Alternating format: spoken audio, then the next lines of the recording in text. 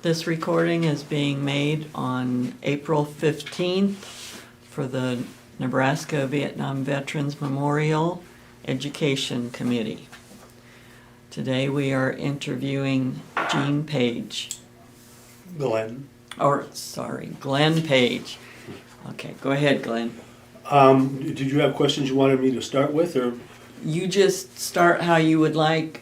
Start with the beginning of your life, where you were born, Okay. raised. I was born in Mankato, Minnesota, southern Minnesota. Spent most of my young years there. Raised in a rural community on the farm, oldest of 8.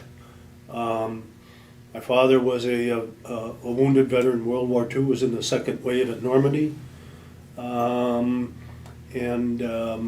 I enlisted in December of 1965, was out in September of 1968.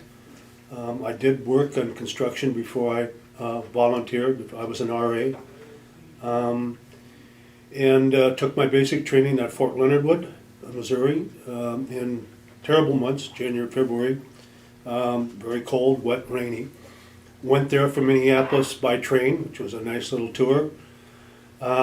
Graduated from basic training and was sent to Fort Benton Harrison, Indianapolis, for training as a computer operator, one of the first in that group. And that was challenging and enjoyable.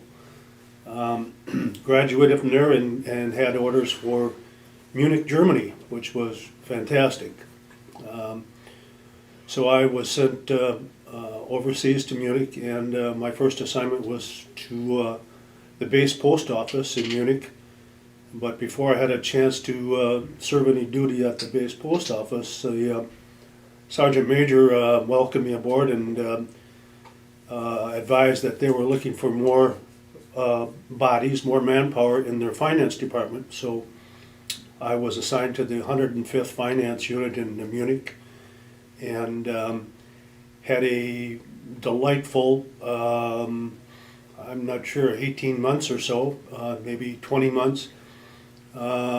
Beautiful area. Got to see all of Bavaria, learned to ski on the Zugspitze.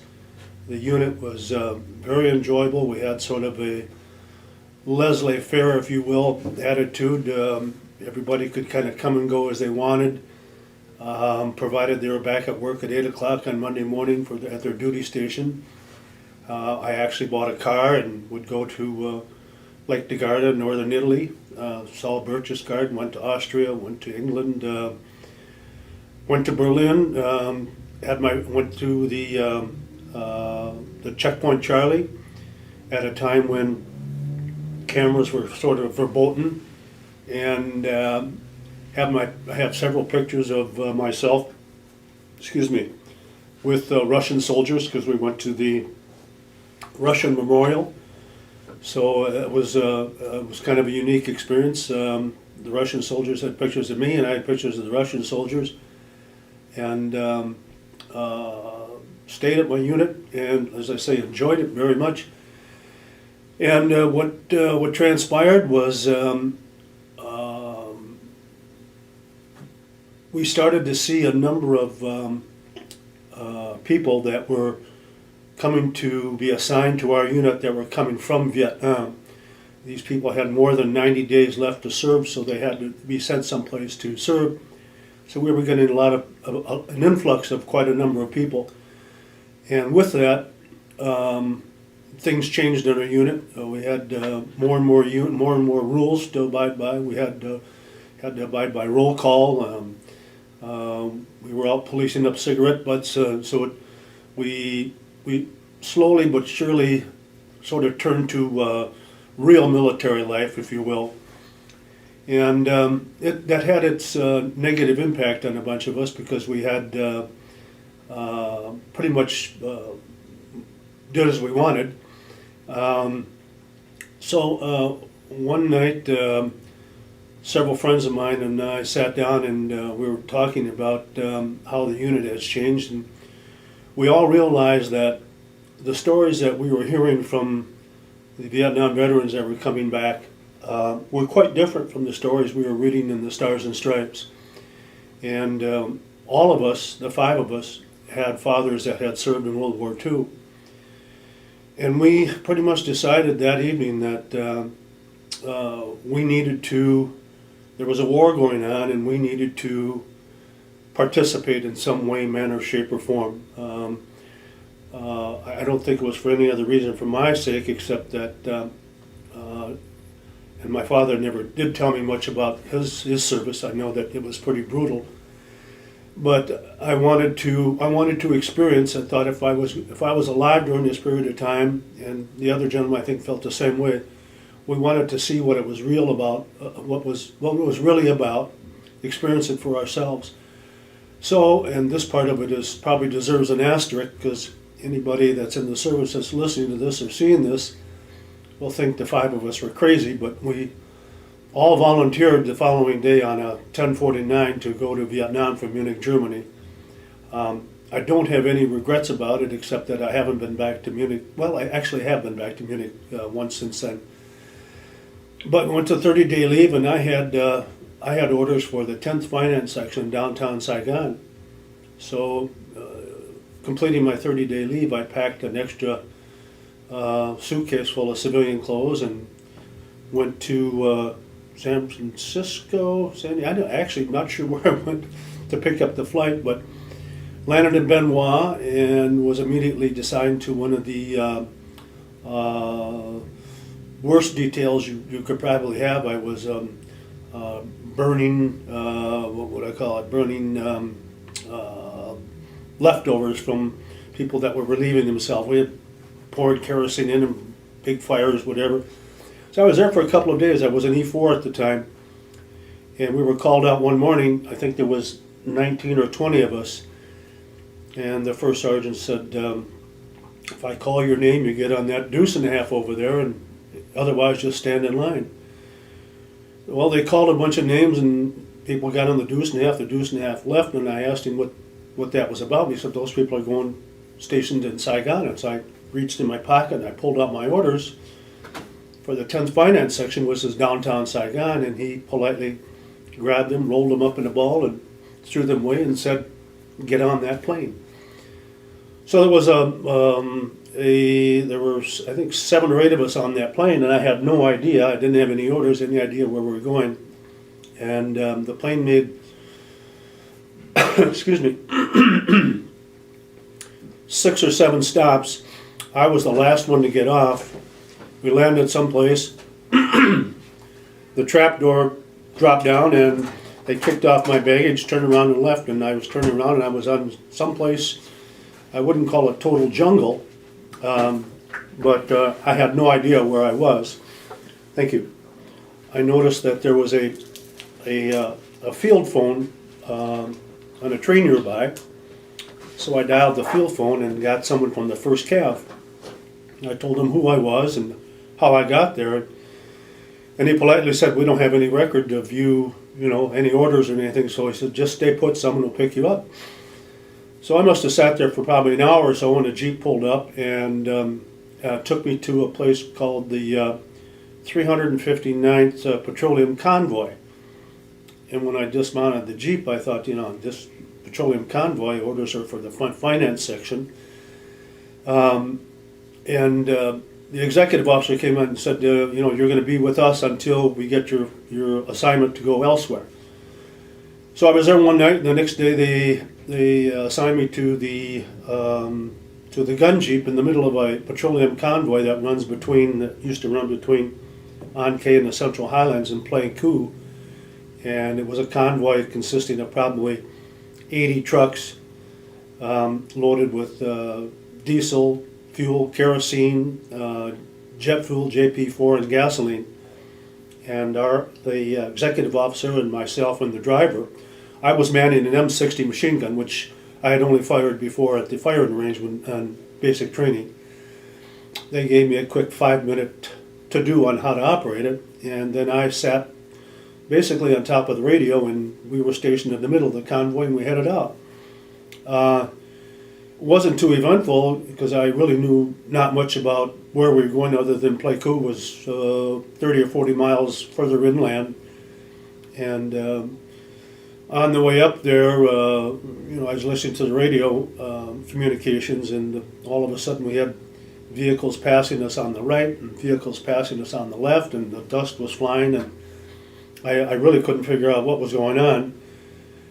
And when we got to play cool, we were all pretty dirty and whatever, and I asked the executive officer, actually I asked the gentleman who drove the Jeep, a Spec 5, what that was all about. He said, well, we run these convoys probably 2 times a week, and he said they're loaded with those fuels, and what happens, there's several mountain passes between Ankei and Pleiku, and when one of the mountain passes approaches, the heavier trucks, the truck with kerosene and diesel fuel, are heavier, so they fall behind. So what they try and do is they try and pass everybody to get ahead so that the convoy doesn't get strung out and get ambushed. I knew nothing about that, but he also said that those moves by those drivers that went around and passed other trucks were punishable by an Article 15, which I didn't follow up, don't know anything about it. And so that was my first experience. The next day, I was picked up by a Jeep and brought to a small finance unit. I think it was called the 192nd Finance Unit, with the 34th Supply and Service Battalion, servicing combat units in the Central Highlands, 1st Cav included. Excuse me. And when I got there, the finance detachment had basically an officer and 1 enlisted man and 2 new enlisted men who happened to be 2 of the 5 gentlemen that I left Munich, Germany with. So 3 of us were reunited in Ankei, Vietnam, which was pretty unique. What transpired then is kind of what the rest of my tour was all about, and I'll interject the fact that because of my MOS, which was an administrative MOS, I think it's pretty typical of a lot of people, especially VA benefits, because I have some appeals going for Agent Orange exposure, is that they take for granted when you have a specific MOS, i.e. administrative, that you aren't exposed to A, loud noises, or B, chemical Agent Orange exposure, which is quite contrary. While out on K, we were mortared probably a half a dozen times. We had a sapper attack while I was there, where at least 18 sappers penetrated our green line and blew up numerous facilities inside our perimeter. They destroyed the PA&E, which was Pacific Architect and Engineers. They destroyed the whole compound. So it wasn't particularly a safe environment, although much safer than someone who would be out in the jungle, if you will. After about 90 days, I basically filled out payment certificates for GIs in other areas, calculating what their pay was and whatever. So at the end of the payday, the end of the month, their payday showed a specific amount that they were to be paid. And typically, over there, what happened was when you paid a serviceman, especially those that might have been out in the rough, they would turn back 80% or 90% of their amount due to be carried over the following month, and they'd only take $20 or $40. That's all they really needed. So I would do my payroll, and I would get done about the 10 days before the end of the month. And I really didn't have much to do. So I asked our executive officer if I could volunteer for services with the 1st Cav, as long as I was back to do my payrolls every month. He said, no problem.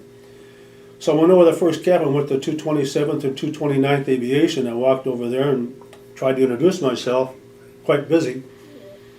And they said, well, I told them I was with finance and I had time off and I was going to volunteer.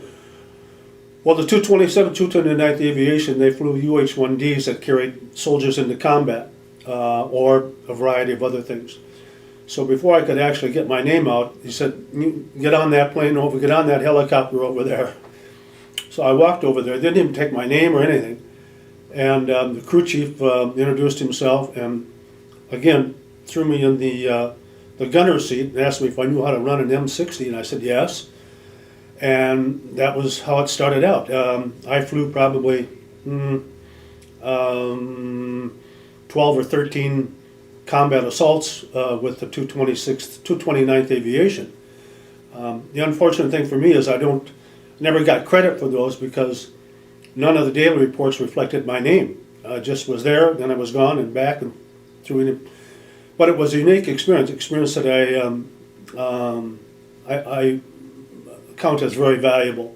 I guess one of the more memorable moments was kind of funny in that one of my first combat assaults, we would take off, and I think there was eight helicopters, and on the way to where we were going, which I really didn't know, we could turn into Armed Forces Vietnam and listen to the radio. So I'm up there in the helicopter, and it's beautiful because it was down on the ground. It was 98 and humid. Up there above the clouds, it was 79 and cool.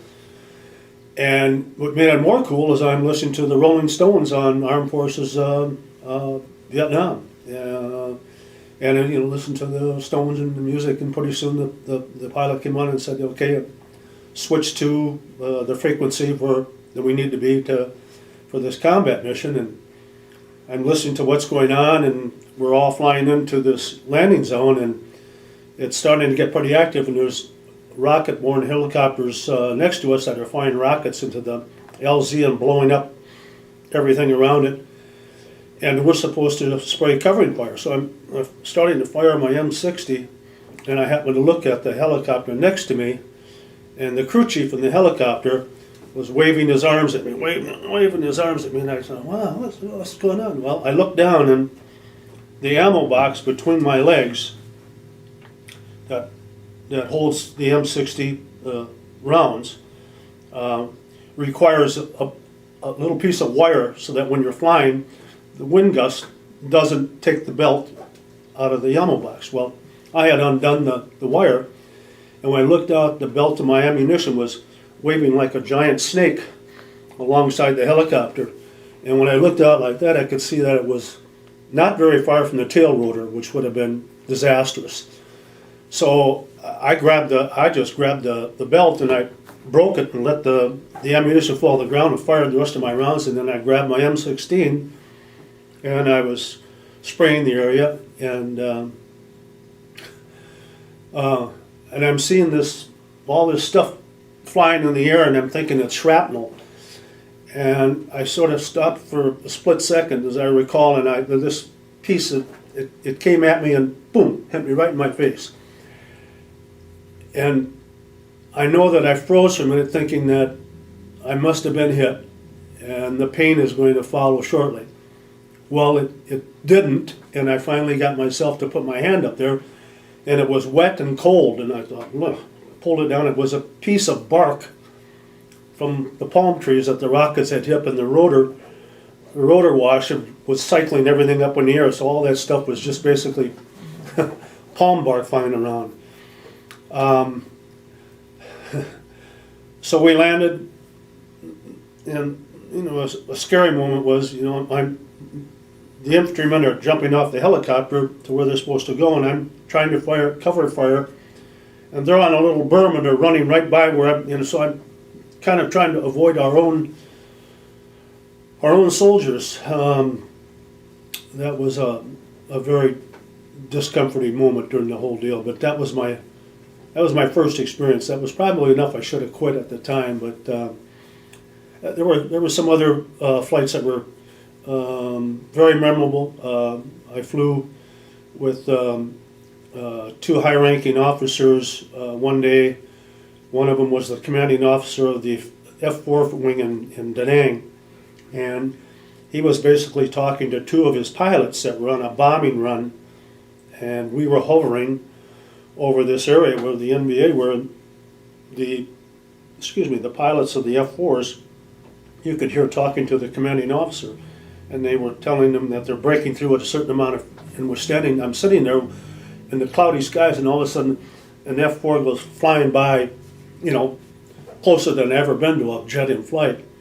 And, I'm watching this thing, and the jet goes down and drops his ordnance and fires his machine is 50 cals, and then the next jet comes in. So I'm sitting. I had a bird's eye seat to two jets doing a bombing run, which was pretty memorable. I have a couple pictures actually of that.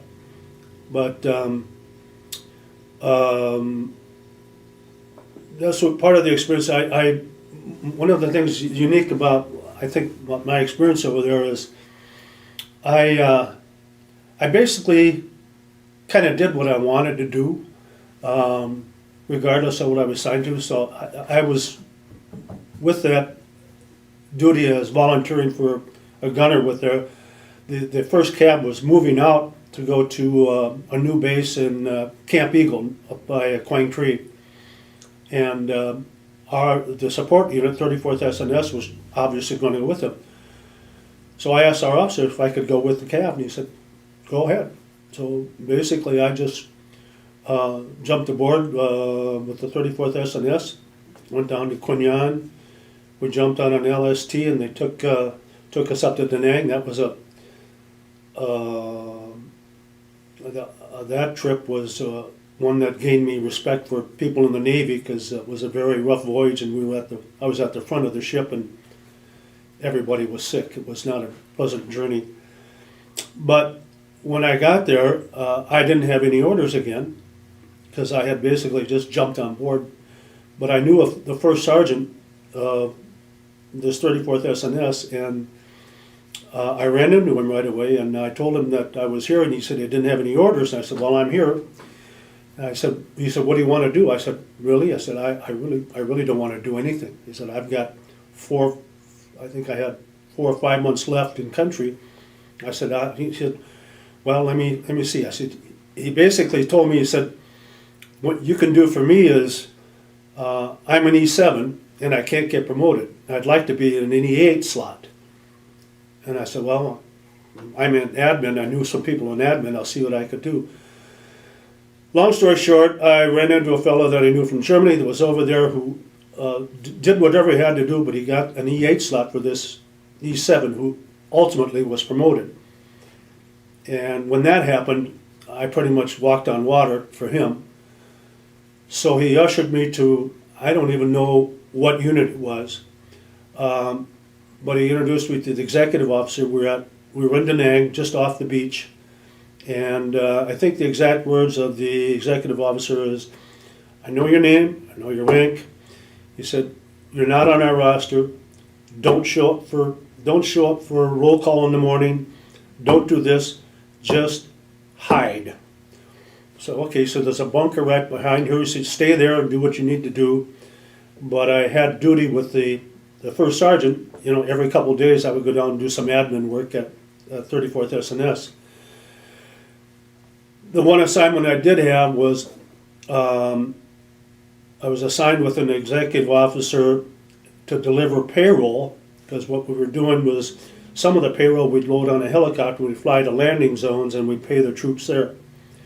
And on some of the other places, we'd fly to Quang Tree and we'd take a Jeep to the landing zones and pay. So it was the executive officer and myself running in this Jeep with about $1.5 million worth of military payment certificates in the Jeep.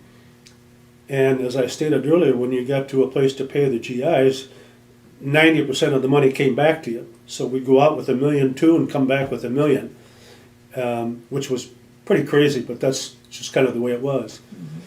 So I got to see landing zones in and around Quang Tree. Was at Dong Ha, paying troops up there. Went through several mortar attacks on the 2 days we were paying them up there.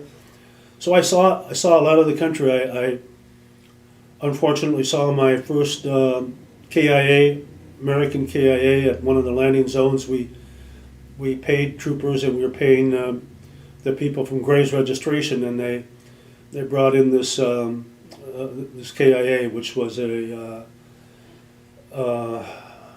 was not a very pleasant moment. Very obviously very young. His fatigues were still brand new, and he was out in the field, and they had a lunch break, and he had stood up and he took a round in the femoral artery and bled to death, and they brought his body back in, and that was that was very disconcerting. That's a memory that I relive quite often. But other than that, I almost drowned twice while I was over there. Had an R&R one day at Red Beach in Da Nang, and I was laying in the sand and laying on my rubber mattress, air mattress, and fell asleep. And when I woke up, I was about 50 yards out in the ocean, and Floating. I was undertow had taken me out. And so I didn't really panic, but I rolled over in my stomach. I started paddling with the air mattress, and all I was doing was going farther out. So I did a pretty stupid thing. I got rid of the air mattress and started swimming, and that got me nowhere. And what happened was my left leg cramped up, and then my right leg cramped up, so I was basically flailing with my arms. I was taking water. I was drowning, and I was yelling for help. And there were 4 or 5 people on shore that saw me, and they formed a human chain link and threw me a life preserver, which I missed. And I really thought it was kind of over. I was full of water, and they did it again. I caught the preserver. They pulled me to shore. I threw up salt water for probably 20 minutes and found out that those 5 people were from a German hospital ship that was stationed offshore. So I was pretty lucky. Yes, you were. Pretty lucky. Yeah. Second time I was up at a place called Wonder Beach, which is an area probably 20 kilometers south, maybe 15 kilometers south of DMC, where all the big heavy transports would come in and anchor. They were carrying all of the ammunition for the howitzers and whatever. And they had motorized what they call larks and barks, and these units will go out to the ship, and they'd take the big pallets of ammunition and put them on the larks and barks, and they'd drive to shore and unload them. And I was up there for 2 or 3 days, paying some people, and I was actually staying with a group of rock Marines, and went to take a dip in the ocean, and it dropped off quite a bit, and I was standing with my back to the ocean. A wave hit me and knocked me down. And when it knocked me down, I turned around, so my head was pointed out to sea, and the undertow just pulled me along the sand, and I couldn't get my balance. I couldn't turn around. I did everything I could. I finally rolled over and was able to stand up in about 5 feet of water, and I got out of that water faster than. So I have great respect for the ocean. Great respect for it. Any questions? I mean, I'm just rambling here. I don't know if that's a good thing Okay. for you or not. No, that's fine, but you were in a lot of different situations Yeah. and units. Yeah. So what kinds of friendships and camaraderie did you form while serving, and who did you kind of feel closest to? Well, a lot of camaraderie. And I've likened that to I was never much of a fraternity guy, and I was never in a fraternity, but I liken it to a big fraternity. I mean, you got to know different people, and you became friends because you were all there for one reason. Mm-hmm. And so that became a fraternity, and I met a lot of people, a lot of people that I know, and I wish I had stayed in touch with. That part of it was great, and my experience over there, as sketchy as it may seem at times, was a tremendous learning experience. I wanted to see firsthand what that was all about, and I did. And some experiences have impacted me more than others, but yeah, it was a great fraternity. One of the things I remember is that when we stopped bombing Hanoi, it became pretty evident that we were starting to, if you will, lose the war. The whole atmosphere, the whole feeling was that that was a bad thing to do. The Jane Fonda thing, the bombing of Hanoi, stopping, that was, it seemed that we had impetus, that we were making headway, and then it stopped and went the other way. Well, you kind of came back to your finance clerk beginnings Yeah. there at the end. Yeah, it was a tremendous experience. I never, I guess looking back, I never wanted to. I sort of wanted to follow in my father's footsteps. I wanted to. I don't know if fight's the word. I wanted to defend our country or fight for our country. I'm very patriotic. And the last thing I wanted to do was be able to say to my son or grandsons that I was there, but I wasn't there. I served, no disrespect to those people who served during the Vietnam era who weren't there, but I didn't want to be one of those. I wanted, if there was a war going on and there was two sides to it and I had heard both sides, I wanted to see what it was all about. When you left Vietnam, what happened after that? Or are we at the end of your time in Vietnam? Yeah, well, I remember getting off the plane in Fort Lewis, Washington, and was told by some other soldiers that to get rid of the uniform as quickly as possible. And I was still kind of And I said, well, it's not popular.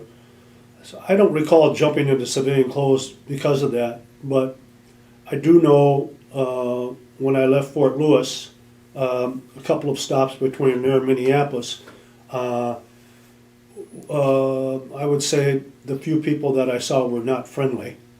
And in that same regard, I would add that I recently attended the memorial out here to the Vietnam in Papillion. And I was very humbled by that experience because several of the speakers said, when they came home from World War II, there were flags and parades. The Korean War, there were flags and parades. Afghanistan, Iraq, there were flags and parades, but there wasn't any for the Vietnam vets. And that really didn't hit home till I heard it 3 or 4 times that day. And that was a very humbling experience for me, that April 29th. Is that what it is? No. When was that? March 29th. March 29th. Hello, thank you. March 29th experience, yeah. So, and after that, I think I made a big mistake. I got out on September 13th, 1968, and I re-enrolled back in college on September 20th. And I should never have done that. I should have taken some time. Because the last thing I really wanted to do was study. And by the time the first of the year, 69, rolled around, that was pretty obvious. I flunked out and went back to work and worked until 71, yeah.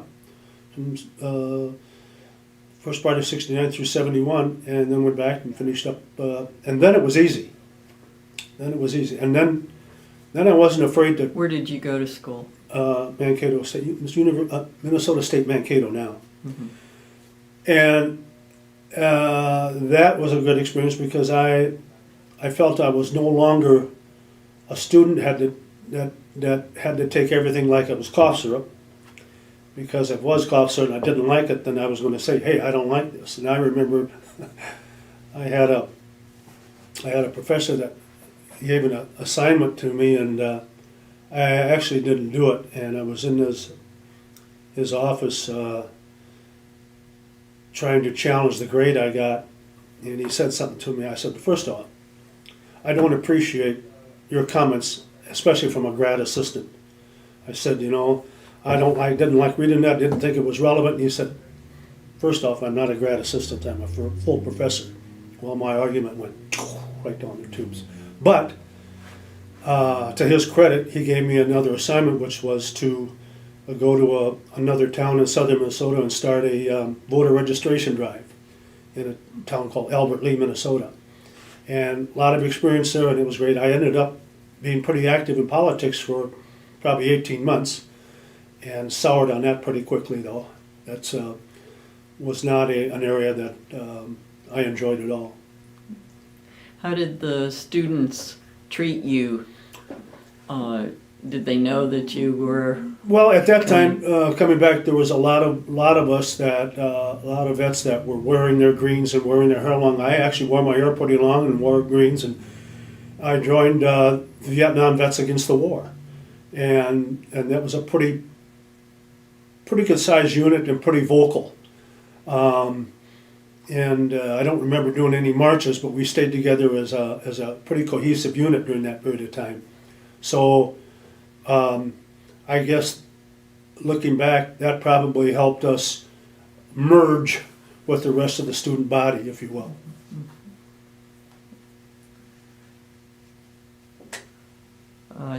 Do you have any people that you are still in contact with that you were? I have some people I'm in contact with, but they're not people that I met over there. I have a gentleman who is a Vietnam vet who lives across the street from me,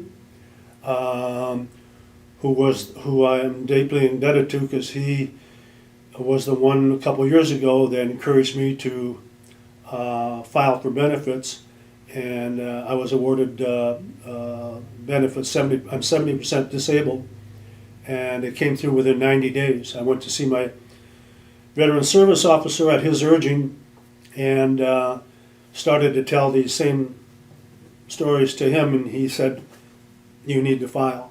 And I got approved in 90 days, which he said was unheard of. So I stayed. Roy lives across the street from me. He's a disabled vet. I have two disabled vets I stay in touch with in northern Minnesota.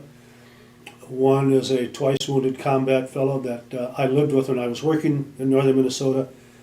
And the other one kind of lives a hermit life in the woods. So I stay pretty much in touch with them. And of course my fellow VVA members, a number of those I've gotten pretty close to. Everybody is a brother now. Yeah. Yeah. Okay, well, is there anything that you feel like you didn't say and think that it's out of order now that you'd like to go ahead and add on? I don't know. I have some opinions about the benefits organization. I'm on my second appeal for Agent Orange. I had cancer surgery for the second time here, and it's been denied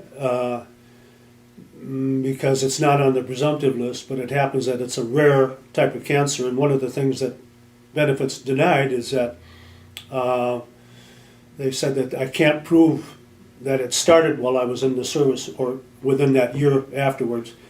And at least a dozen surgeons I've talked to said tumors don't know when they start. You know, they could start, they could never start. It could start, and mine started in 1971. And I had it excised at Mayo Clinic, and it was benign, and it came back 15, 18 months ago, and took radiation and had it excised then. It was malignant. So I have suffering some side effects, but I'm on my second appeal. Keep going. I'm on my second appeal for loss of hearing because they said I wasn't exposed to loud noises because of my MOS. And that's when I prefaced our discussion by saying your MOS really has nothing to do with what you've seen or where you've been or what you've been exposed to. And to categorize the results of your experience over there because of your MOS. If they have an MOS that's administrative, they think you sat behind a desk, that's absolutely foolhardy. Okay. Unless you have something else that you'd like to say, I'll go ahead and shut it off.